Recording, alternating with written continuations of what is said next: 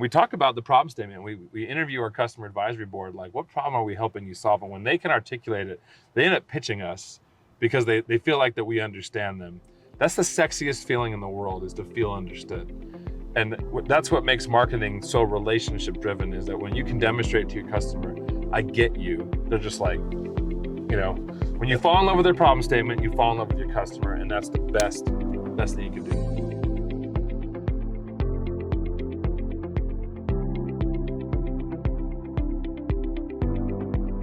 Guys, this is Give Us a Podcast. We're here on the golf course. I've got Matt Frisbie here, who I was connected with a few other people, but I just want you to say your name, the company name, and a little bit about what you do before we dive into you. Sure. I'm Matt Frisbie. I'm with a company called Nameify. We have a software product called Axomo. Nameify is a promotional products company.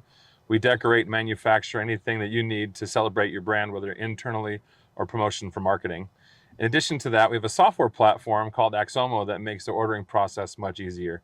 Whether you order in bulk or you need something a lot simpler, the store system we have in Axomo allows you to manage your promotional products. And so we help companies from Intuit on down to startups.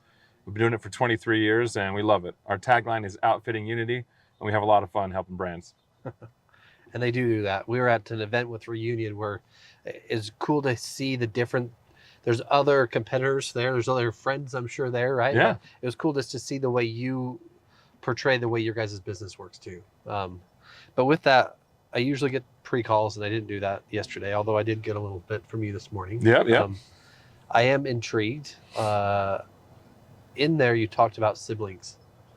What happened early on in life? Yeah, no, my parents had a rough go. So I'm the oldest living. My parents buried 3 children before my first birthday, and that, as you can imagine, wildly affected my life. And so I'm the oldest. I act like the oldest, but I'm not actually. But yeah, it created a lot of compassion, understanding of grief in a different way. And my parents did the very best they could, but it just gives you a different life. And it's very hard for a lot of people to understand that, especially in a non-war generation, that people aren't going off and losing their children. But it made us different. It made us different from early on.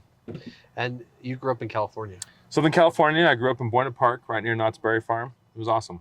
Run us through what that's like. I mean, having older siblings, and I mean, you too young to really understand it, I would say, but the toll that took on your parents and how they raised you then on forward. Yeah.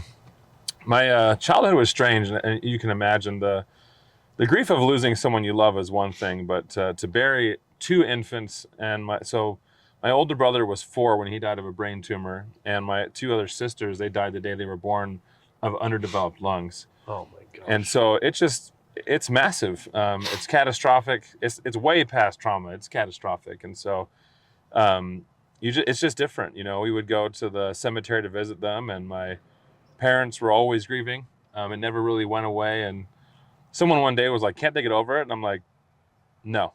And I remember going back as an adult, and my cousins and I, we just took flowers to go visit. We've been doing it our whole lives. And once we had kids and we saw 3 graves, it was like, oh, having children of our own. Like, I actually can't imagine grief like that. And then my mom passed in 22, and we had the opportunity to exhume the graves, child graves, infant graves, to be with her. And that process was very healing and very unique. But it's wild. And so I have a lot of gratitude that my kids are healthy.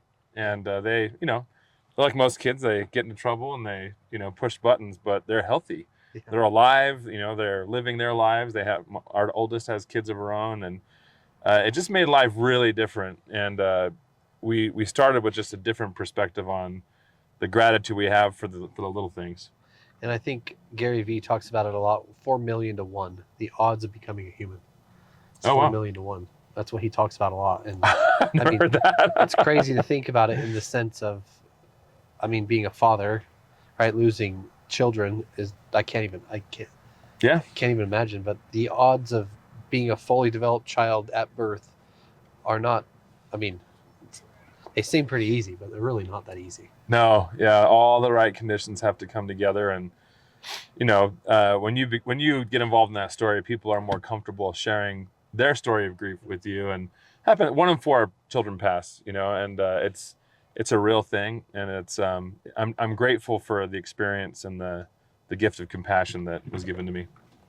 Um, run us through grade school. When did you move to Utah? Like, when did all that happen? Yeah. So I went to school out in California. I thought I'd live there forever. My best friends were my neighbors from the age of 4. They went to a Catholic school, and I went to the local public school. And there was always the teasing of a public school education and whatever. But no, it was a very Sandlot like childhood. Always playing in the park behind our homes, and there were 2 gangs in our neighborhood, but it was just like our homies. It was the Los Coyotes and somebody else, and it was like, hey Johnny, like, why are you in a gang now? And gangs were cool in the '90s, but yeah, it was a pretty normal childhood from a couple perspectives. I'm really grateful for our neighbors.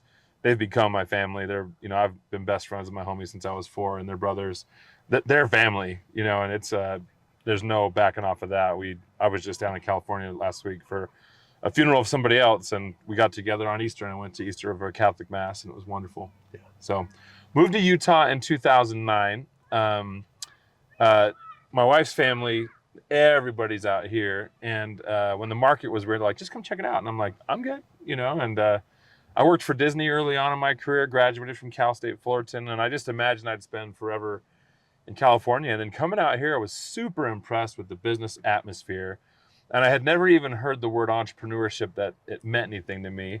I was pitched to join a startup, and loved the founder, and we built a great marketing agency for 10 years, but just neat, the business to business networking, the willingness to share, to open up, to be vulnerable, and very grateful to 2 men, Logan Wilkes and Jeff Rust, who built a company called Corporate Alliance.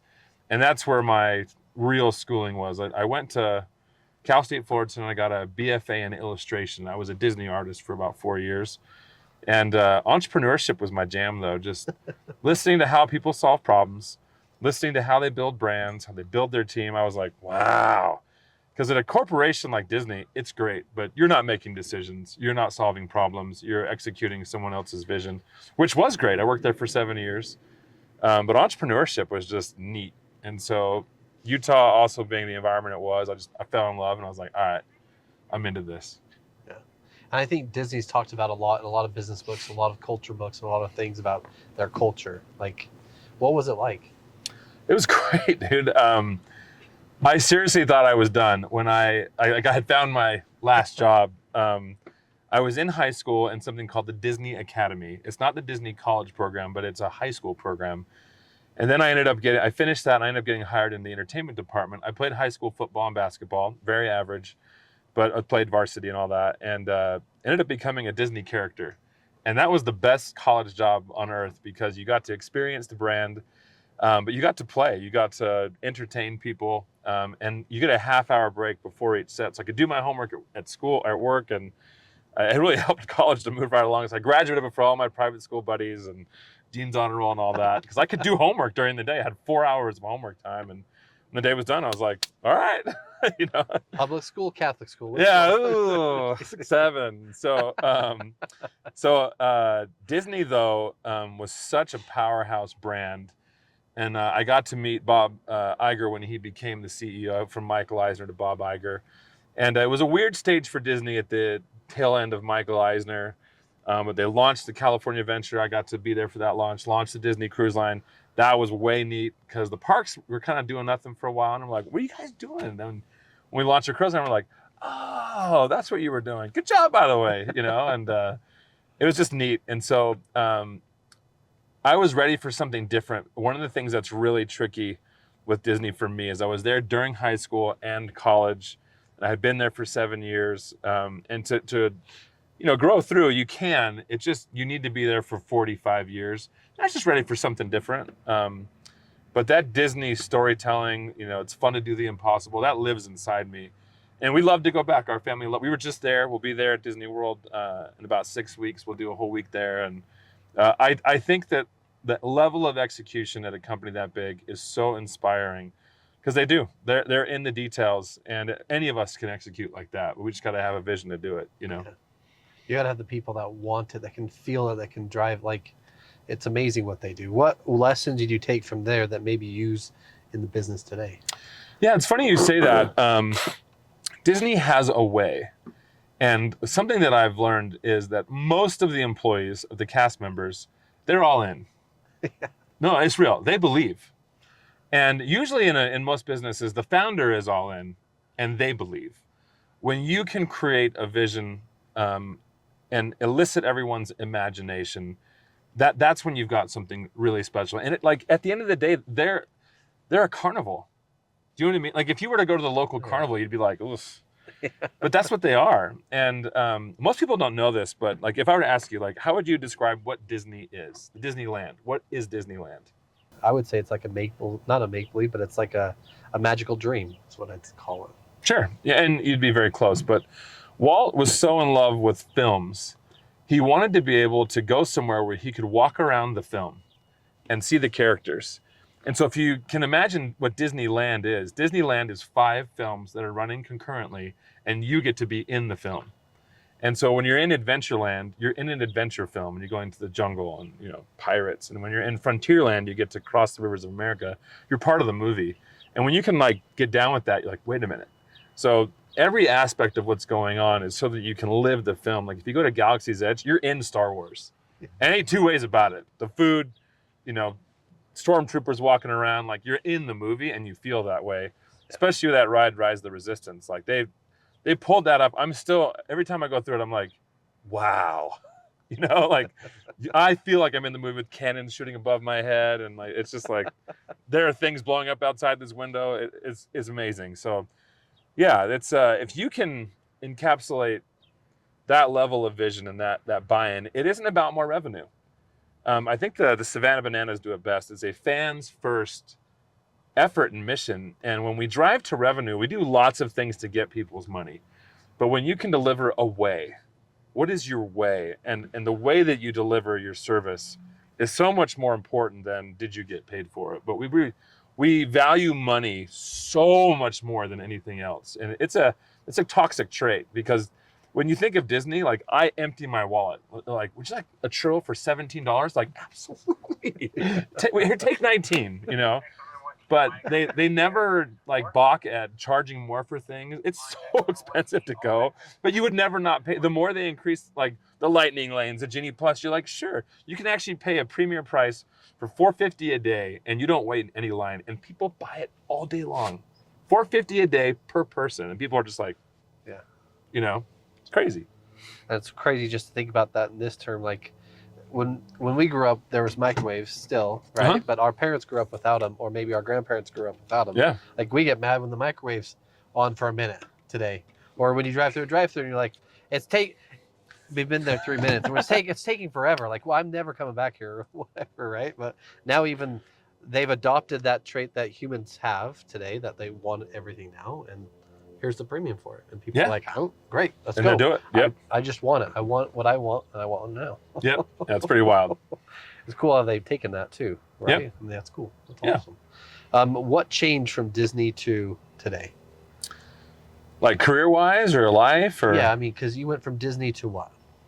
So I actually worked in Hollywood for a bit. I was a producer and I sold films. I hated that. It is a dog-eat-dog world in every way. We sold a film in 2007. The writers went on strike about 2 months later, so our film got lost in what's called development hell. And so we kept trying to get it placed and, you know, get scripts finalized and stuff. And so when you sell a film, essentially you agree to someone to produce it, then you have to find a distributor.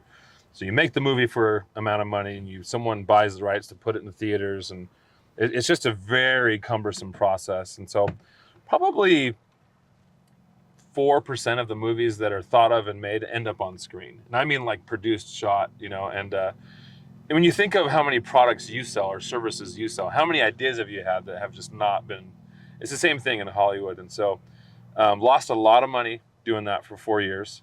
And then when I was pitched starting a marketing agency, it was really amazing, because for this moment, I learned that marketing is storytelling with an operation behind it. And I was like, wait, this is awesome, you know, and all the technicalities, the process, the approach, branding, you know, digital advertising, traditional advertising, you know, customer experience. It's so amazing. And it's the driver of innovation. It's the driver of product, and it's how you grow. And so for me to take my storytelling abilities and be able to operationalize them, it was way fun. And I fell in love hard. So marketing agency, we served lots of clients. And then towards the end of that 10 years, we got to a couple million a year for about 10 years, had 15 great employees. I got called to come in-house to help build and sell a company, one of our clients. And it was enticing, but I can't just quit, right? I've got a whole team. But I knew that the agency had a limit. Services business, you can only get so big locally. You're going to have to change a lot, and your culture is going to have to change. And I was like, you know what? I think I'm okay for a change. And talked to my wife, and I was like, let's try it. And so we slowly transitioned. I eventually went in-house at Little Giant Ladders. We built it. We sold it to a private equity group in Chicago, and I learned 1,000 things. And it was a new form of marketing, to be in retail, to be a CPG brand, and to work with retailers, the D2C, the B2B2C, and the whole process. And built a great team. We had about 20 people on our team there, and it was amazing. Yeah, it was an amazing ride, and it was good. It's cool how you kind of just elaborated, like Disney, maybe high school, and like you said, college-ish time, right? Through that range, you got to learn how Disney story told, how they had the operation behind everything.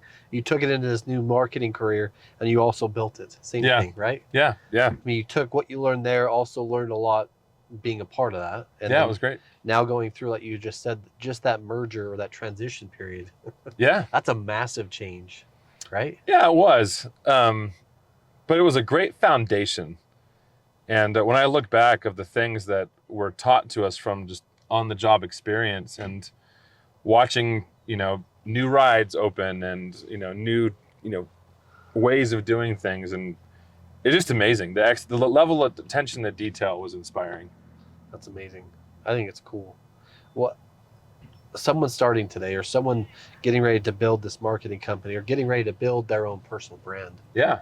How do you tell them to first start to elaborate on their story? Like, where do you start to tell them, like, I've got this major, like you said, movies, there's so many movies that have been produced and never sold. Yeah. Right? Never made it to film or to the theater where people could actually see. What do you tell someone today? Oh, I love this question. Fall in love with the problem. And the thing that will make any business wonderful is when you know what problem you're excited about solving. A lot of people start businesses and they think about themselves. They think about the money they want to earn. They think about those things, and they don't matter. They disappear real fast.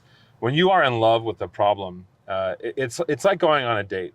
When you are in love with this person that you can listen to what's actually going on in their life, the things that we align on are not our strengths. The things that we align on are the things that we're weakest at, that we're afraid of, that we struggle with. And it's unique because my wife and I, we have this great match that, like, my strengths are her weaknesses and vice versa. And you discover that in the dating process. But just like when you're starting a business, I love the problem of growth of identity. I love that problem as I don't know what to do. I love that because I know how to solve that problem, and I'm excited about that problem.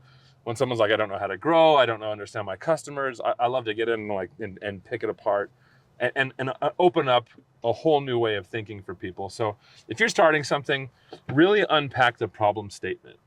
And if you're in love with that problem statement and it keeps you up at night, you're going to have a great business. And I love asking people questions. What problem is Disney solving? I mean, I'm going to let you just tell us what they solve. Because it's different for different people. Like, there's a guy in our office that loves it. Like, you solve the fun problem. Like, that's what you create. They create a new stage of fun for me anywhere I go there. Or something he also elaborated on was every employee there has the ability to make someone's day.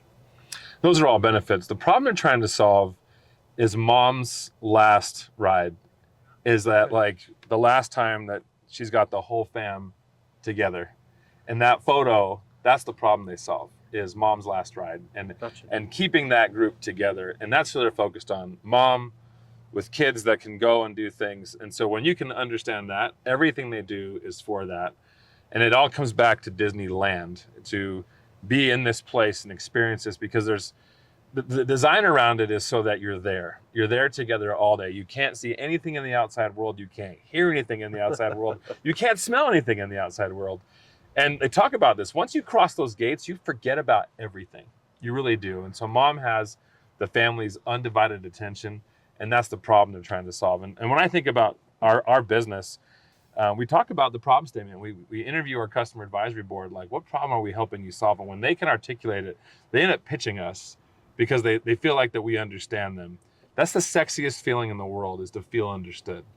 And that's what makes marketing so relationship driven, is that when you can demonstrate to your customer, I get you, they're just like, when you fall in love with their problem statement, you fall in love with your customer, and that's the best thing you could do. And there's two things in there that I wanted to highlight too. You said Corporate Alliance. Love them, yeah. Yes, and that was a big thing. It turned into Tribe House, right? And a bunch of great relationships built there. Yep. But the way you talk about this business, and also when we introed this morning or this afternoon, it's the way you love your wife. Like, you're all in. Yeah, she's pretty great. I love the fact that it's not transactional, it's relationship. And once you feel understood, you do feel better. You feel more engaged, right? People are willing to open up. Like you said, when you start with vulnerability, magically everyone's like, oh, he said this, now I can say this, now I can say this. Like, it opens up the doors in a different way. I would actually challenge it. I think it's less about vulnerability, and I think it's about listening. Because I think it's less about you starting with opening up, but it's more you paying attention to, what's actually being said. Being an excellent listener, people will open up naturally, and then you're invited to go first. Some people open up and like dump their garbage, and it's like, oh, it's nice to meet you, and that's different than vulnerability. Vulnerability is permission, and that's something that I've learned about it. And so I would agree. I would just put, an asterisk, like, and be a great listener. I think that they are, like you said, they are different things. You can be a master listener, but if you give someone the place to be open, right? Yeah. You open the door for them, and then they can magically. Yeah, that's really well said. Put it out, right? Yeah. And that's a great way to look at business. Because you're not selling. No. Yeah. You're just understanding. Exactly. And then everything follows, because, like, okay, you get it, and now you have permission to do the rest. So let's talk about the marketing into what you do today. So there's passion behind what you do. I can feel it. And I know a bunch of other merch companies and companies that do all sorts of brand stuff, right? But the way you talk about it is different. Why? I love it. I'd like to talk to people like, what are you doing with your brand? I've had a neat revelation with our company, and I can tease this because it's launching soon, but we are a promotional products company, but we're a team too. And our team loves to camp, to be outdoors, and to off-road. And so I'm launching something soon, an off-road line of apparel that the team has no idea about. And I've seen the designs, and I'm like, oh. And what's so exciting about it is that they have stuff that's similar to it on their own. And so when this launches, I know that they will feel so seen, so understood, but it's fun.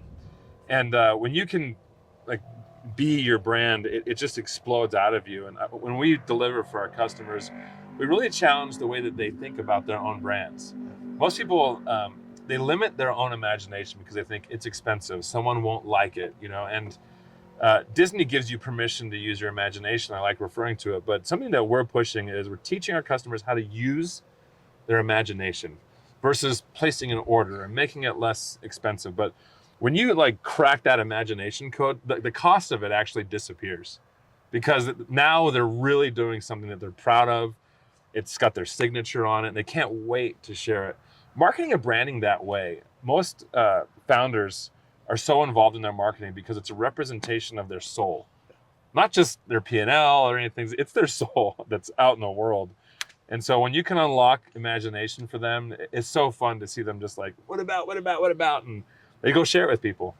And even some of those smaller businesses, like you said, some of the startup companies, they're so entwined with just the day-to-day business, right? And they're out there working so hard. And when you get them to understand, you understand what I do, you just put it to words and help me see the vision. I'm all in, let's go. Yeah, it's articulating it, yeah. Exactly. And to the why question, like, what, well, let me ask it this way. Fulfillment, obviously, right? Yep. Equates to value. Yeah. Well, when you get through the conceptual creative piece, you still have to execute. And one of the things that we're blessed with is our operations team has earned their stripes, and they're like 99.96%. It's crazy, the accuracy, but they've dialed their processes so well, it allows us to use our imagination. We're not worried if we can, what are your capabilities? They've maximized their capability, which allows us to flex on the thought, on the thinking. And our team delivers products within 10 days. We have no minimum on our platform. It's all on demand. And so even when you're imagining, you can still get it so quickly, but we deliver what you thought you were getting, which allows people to just grow their confidence in working with us and being business partners in that way. And we have a great tenure as a result. But yeah, when we're fulfilling that imagination and they can tangibly see, like, remember when this was an idea? Look, and it's just neat. It's like almost like no better feeling than being a proud dad moment. Oh yeah, right? Like it just, because a business owner, it is like your child. It is like an extension of you. 100%. Right, and then you probably think about it more. Yeah, and now you've got a hat, or you've got a shirt, or you've got something that you're even seeing clients wear or friends wear. Like, it just makes you proud. Yeah, right? Absolutely. Let's talk more about the platform. Yeah, how it works and the benefits that it gives. Yeah, great. So Axomo is a swag store platform. And like I said earlier, the problem statements that we were getting, every solution launches new problems. Like McDonald's solved the problem of getting food fast, but it launched the problem of saturated fats and all the things, right? So one of the great things about promotional products is you get to put your brand on items. The problem is you have too much inventory. It's now irrelevant. I have no count on it, and so you're overspending. I don't know where to store it. People don't like it. I ordered the wrong thing. It comes with a lot of cumbersome challenges because you try to get to an efficient price point. So let's order 200 of them so it makes sense from a price perspective. And a lot of companies won't do anything below 25 to 50 count on an order because they don't make money on it. And you might order this shirt, but to do one, it would cost them $400. And like, that's a lot of money for one shirt. So what Axomo sent out to do, we have a whole internal platform called Why Axomo, which teaches our team is, number one, let's order this the way that you want to. Let's let you choose what you want. And so once you get into the store, there's a catalog that's unique to your brand. And you're like, I've got apparel, I've got outerwear, I've got headwear, drinkware, bags, technology, promotional items, print materials. And so that way you can order as many as you need, as few as you need, the size that you want, the color you want, and it ships directly to your home. It's going to save, most companies, it saves about 30% a year because they're not over ordering, they're not wasting inventory. And it's just really efficient that way. But there's also an item designer. And so in addition to ordering what you want, spending less money, you get into the item designer and you can move the logo around, you can change the color of the logo. What if it looks like on white? What does this look on black? Brown, navy, whatever you want. And so it's just, it really gives you control over your branding versus I don't know what to order, I don't know what to think. So it puts your hands on the steering wheel for you. Back to the platform, putting, like you said, the hands on the steering wheel, you're allowing us to drive what we want or what we envision we want, right? Mm-hmm. With the added help of now the designer on the website to help us create it, right? Yep, and there's two more things. And so if you want that control, that's available to you. But the fun thing is that you can now invite your team into the store. So, you've got 40 employees. You don't know what they want. Let them decide. And so you just give them credit. Like, cool, I've got $500. What am I going to buy? I had my birthday, Christmas bonus, and all this. And so we've got a company barbecue. And you can upload artwork. You can upload different things. And you're like, we're going to add a Yeti cooler to the store. And they can go in with their own credits, and they can pick what they want. And when they pick what they want, there's usually like a 90% retention. Most swag, when people are giving it to them, it gets thrown away, it gets donated. But when they pick it, man, they keep it. And it's like, you know what? I want the socks, or I just got a new backpack. Bro, I'm pumped about it. Yeah. And everyone's got nomadic bags. I got this sweet, OGL came out with this new bag, and I was like, okay. And I'm pumped about it. I even tell people, but I just told you about it, right? Like, I'm excited about it. And I waited till the order came, and 10 days later, I went downstairs, and I'm like, it's here, And my wife's like, you have like 17 backpacks. And I'm like, I need 18. You never know, And being in that business, it's a lot of fun. So giving it to your team and allowing them to do that. There's also a dashboard on the back. This is the last thing, is that you can see purchasing. You can see what items are being ordered. You can know how much you're saving. You know how much you saved on shipping. And you have an idea of usage. Do people even want it? Do people, what's happening with my brand? And this just gives you some insight. So we're saving you money. We're putting your hands on the steering wheel. Your team is invited to it. You have data and insights to what's going on, and you're making a real impact. Really, you want your brand to be out there. You want people to want to use it. I wear company swag all the time for funsies. I have hats, I have things, and it's just a lot of fun. I wore this today to flex about golf just because I've been to St. Andrews, but it's so fun to see people use it. It's really neat. That's cool. And how long has Axomo been a company? So Nameify is the company, Axomo is the product. Nameify has been in business for 23 years, and Axomo has been a platform for almost 10. This June, we launched a whole new version of it called Axomo 4.0, and it's brand new UI UX. Our team did a great job on it. It was fun to lead that out. It's just easier to use. It's more beautiful, more intuitive, simpler to use, because it's a cumbersome process to order promotional products, and this has just made it a lot more fun to use. That's cool. I mean, it's cool to hear the power of how much you believe. It's almost like listening to you or other people when they really believe Disney, like they live it.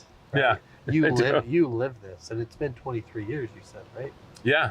I've been with the company for almost 3. They were a client of my agency about 9 years ago.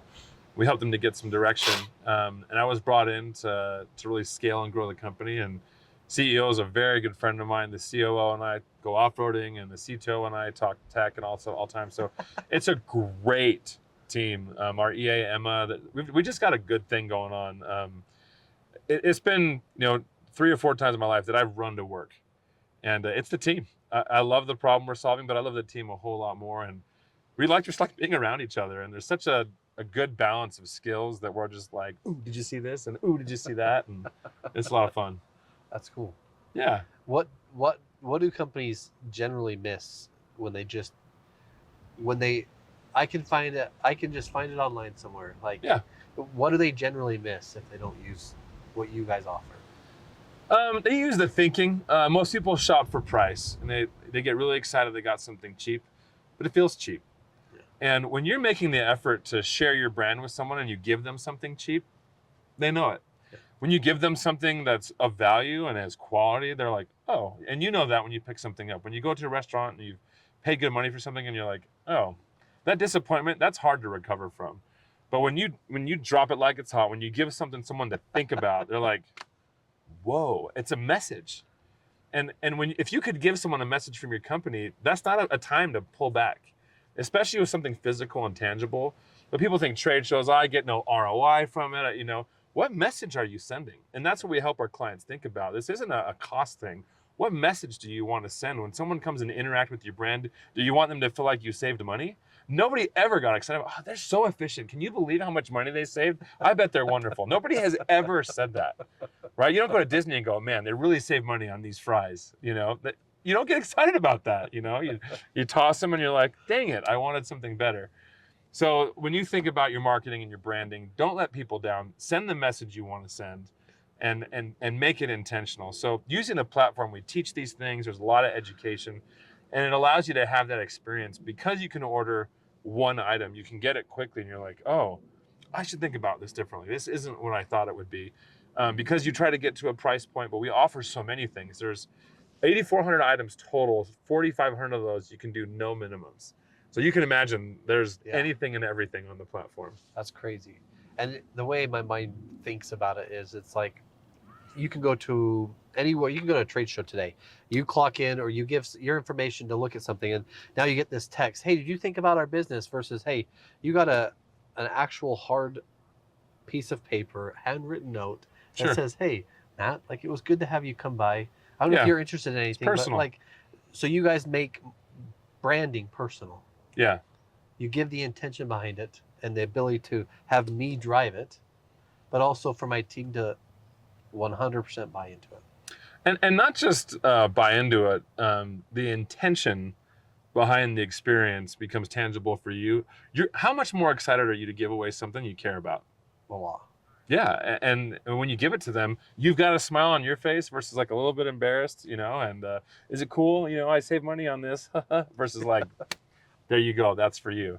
And giving a gift to someone is such a neat thing. And we really, when you think about Christmas, your joy around Christmas is not what you got. Your joy is what you gave. So we talk about this notion of a Santa Claus complex. And that's that's a hard thing to fake, because you just feel it and you're like, man, that was so fun to give you something wonderful. So that's what we help people think about. It's cool because the fulfillment most people get out of serving somebody else, right? Yeah, same. Yep. Just doing something for someone else with no regards to, I did this for you, so I want this. That's right. It's just, here's what it is. Right? Yeah, exactly. And just thanks. Like, I think it's cool. How much has it changed, like you said, retention within business, but how much has it changed businesses and their employees on the productivity level they give, or the clients' relations that they have now? Yeah, right? That's a great question. It's for us, it's made a much stickier client experience for us. So our LTV is spiked because of it. We promotional products, they change vendors every other year. So you get 24 months of someone. It's taken up to 5 to 6 years. Some are longer. They spend more because they get confident, excited about it. But the real retention that you're referring to is when you are given a gift from the company, it's different than your pay. You expect pay. You don't expect gifts. And so when your company is like, hey, I thought about you, that thought, you have no idea how valuable that is. When you can say to someone like, I care about what you think, I care about how you feel, and here is a gift from me, it creates a stickiness. And so we see brands that are actually using it, and they put items on the store that people are pumped about. They stick around because they're like, oh man, like that's me. I'd rock that, and they wear it in public. And when your employees are wearing your brand in public, think about how special that is. Yeah. Why would you want to give them something cheap? When they're out in public, they're advertising for you. Like I'm advertising for the Old Course. They didn't pay me, dog. Like I'm advertising for Under Armour. They didn't pay me, but I love what they do. And so what do you want your people to do when they leave the office? You want them to be excited about what you're doing. They don't own it. They don't have equity. And so it's a neat retention activity because they feel personal with your brand that represents them. Yeah. And that's quite an intention. Plus, it's like you said, it's giving them the ability to choose. Like, not all men's large long sleeves fit every employee, and you don't want to give them to them in summer. Yeah, no, yeah, and you'd be surprised how often that happens. Like, well, I love Carhartt. I got Carhartt for everybody. Everyone's like, actually, I don't. Happens a lot. But I love how you guys give the ability. Now, how does it work on the client-facing side? Because there's a way for clients to buy into it too, or is it just employees? You mean like for your company? Uh-huh. Yeah, so it's dual. You can turn it into a profit center as well. So it's funny because like when you go buy Nike, your clients you're buying Nike stuff as well as employees. But yeah, it works exactly the same way. You just make it public facing. They transact the same way. They use their credit card to buy versus your money to your employees. Instead of giving your employee a store credit, they would just use their credit card to purchase something. That's cool. Yep. I think it's great. Like I love the idea behind it too. Plus, you have a great way of storytelling. Oh, thanks. I hope so. That's my job. And what's the goal with Axomo? Like, what is the goal? What do you guys want? Yeah, we're doing it. Our goal is to become an international resource. A lot of our larger clients, they're multinational. They've got employees all over the world. And so we're in 7 countries now.